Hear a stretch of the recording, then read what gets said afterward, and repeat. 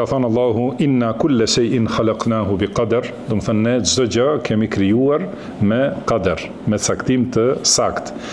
Dhe ka thënë wa kana amrullahi qadaran maqdura, pra urdhri i Allahut është qadar, caktim i caktuar në mënyrë të përpikt.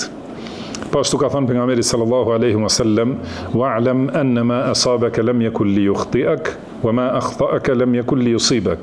Do të thënë dije se ajo që të ka qelluar, ajo që të ka ndodhur, nuk ka pasur mundësi të ikë ose mos të ndodh, dhe ajo që të ka ikur nuk ka pasur mundësi të ndodh.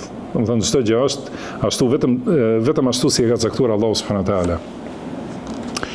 Dhe në caktimin e Allahut e gjitha është e mirë. Çdo gjë që ka caktuar Allahu është e mirë. Si ka thënë pejgamberi sallallahu alaihi wasallam, ajaban li amri al-mu'min inna amrahu kulluhu khair. Do të thënë e çuditshme është gjendja e besimtarit. E gjithë gjendja e tij është khair, është mirësi. In asabahu dhe ka thënë walaysa dhalika li ahadin illa lil mu'min, do të thënë kjo nuk i takon askujt përveç se besimtarit. In asabathu sarra'u shakara fa kana khayran lah, nëse i ndodh një gëzim, ai falenderon dhe kjo është mirë për ta. Wa in asabathu darra'u sabara fa kana khayran lah, edhe nëse i ndodh një vështirësi, ai është durimtar dhe kjo është mirë për ta. Do të thonë të gjitha këto që i ka caktuar Allahu ka hajër, mirësi dhe dhunti dhe në veçanti për besimtarin. Dhe kjo nuk i takon askujt përveç se besimtarit. Por kërkimi i mbrojtjes nga caktimi i keq, me kuptimin që e tham, pra, do të thënë nga e keqja e asaj që ndodh, do të thënë si e përjeton njeriu. A do të thotë kjo se ndryshon caktimin? Pra kemi përmendur se në hadith ka thënë pejgamberi sallallahu alaihi wasallam inna ad-du'a yanfa'u mimma nazala wa mimma lam yanzil. Do të thënë duaja, lutja bën dobi ndaj asaj që ka ndodhur edhe ndaj asaj që nuk ka ndodhur akoma. Do të thënë bën dobi, ose në kuptimin e hadithit tjetër do thotë nuk ka asgjë që kthen kaderin përveç se duas. Çka do thotë kjo? Edhe kjo është sqaruar edhe përsëritur, besoj e kanë përmendur dietarët se duaj, do të thënë kjo është që duaja ndryshon kaderin, do thotë se e gjitha është në diturinë e Allahut.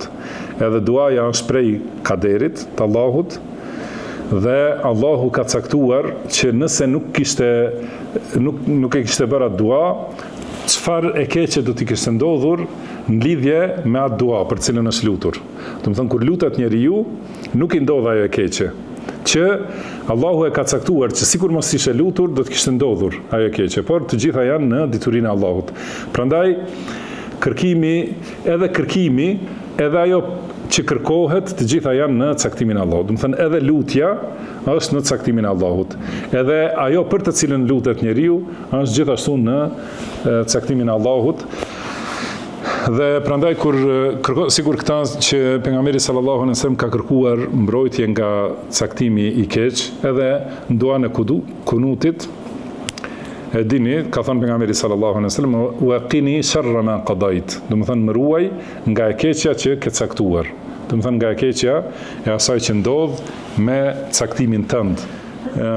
Do thotë të gjitha këto kur përmendet el qada, do të thënë ma qadaita ose min su'il qada, do të thënë ka kërkuar mbrojtje nga caktimi, është për qëllim nga e caktuara. Do të thënë nga ajo që ndodh, nga krijimi që e krijon Allahu subhanahu wa taala pas caktimit. Pasi gjithmonë duhet të kemi parasysh ato shkallët e besimit në qader, do të thënë janë dituria, pastaj dëshira ose vullneti i Allahut, dituria, shkrimi, vullneti ose dëshira dhe krijimi. Do të pasi ta krijojë Allahu atë që e ka caktuar në diturinë e tij dhe që është e shkruar, atëherë kjo që krijohet mund të jetë për, do të thënë krijesa mund të jetë e keqe për në atë moment njeriu që i ndodh. Edhe kërkohet mbrojtje, do të thënë nga kjo, si u sqarua më herët, wallahu alem, duke e ditur se edhe kërkimi i mbrojtjes edhe ajo prej cilës duam të mbrohemi, të gjitha janë në caktimin e Allahut subhanahu wa ta'ala.